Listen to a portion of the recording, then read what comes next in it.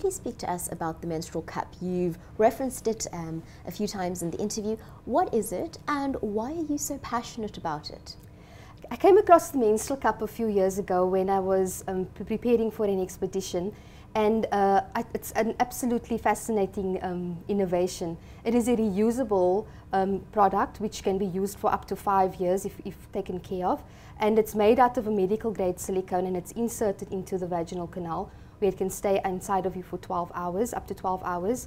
And what I love about this product is that it's affordable. I mean, so many women can just not afford to buy sanitary wear because it's expensive. And if you think about how few people are employed and have incomes where they can actually afford to buy, which is sanitary wear, which is often considered a luxury product. So it makes a lot of sense to use something that is affordable. It is a lot safer because there aren't any toxins in the product. So your body doesn't absorb any toxins or dioxin, and it doesn't release any chemicals either, which makes it quite safe to use. And the thing that I like about it most is that it's environmentally friendly because we're not disposing of everything. It can last you for 5 years and it can be recycled afterwards. So it's quite a good product and a green product to use.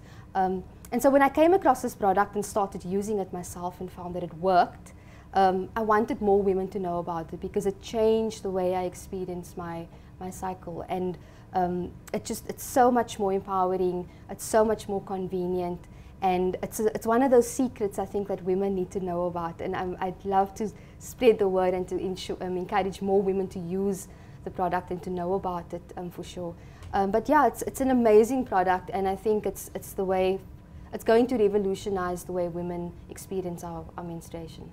In fact, I heard you speak this weekend at TEDx Cape Town Women, yeah. And you described how people who are using the cup get it delivered online, and it's a big secret, and it's wrapped up. But really, that's the bottom line of your message, that we needn't be so secretive when it comes to our periods. Absolutely, it's unnecessary.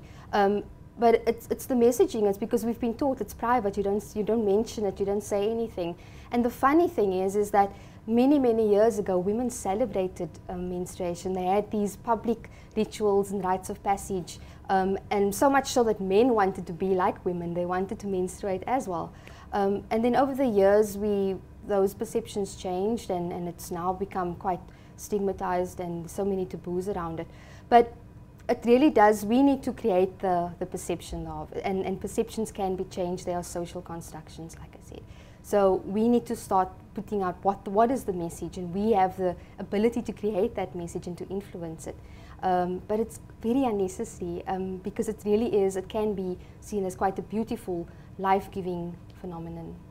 Tell us about your organization and your day-to-day work. Okay, so I started a social enterprise called Hygeia, and our aim is to not only provide affordable sanitary wear, but also to do it in conjunction with education, because both the product and the service is needed to address the challenge. And so our day-to-day work is, at the moment, we're stocking products on the shelf, so you can find it at certain wellness stores. Our dream is to make it mainstream, so hopefully one day it will be on the shelf of Pick n Pay and ShopRite and so on.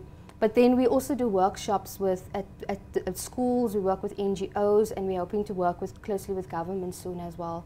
We will go out and do workshops. The one thing that we've learned is that you cannot go into a community and do one workshop and expect young girls to immediately understand what is going on.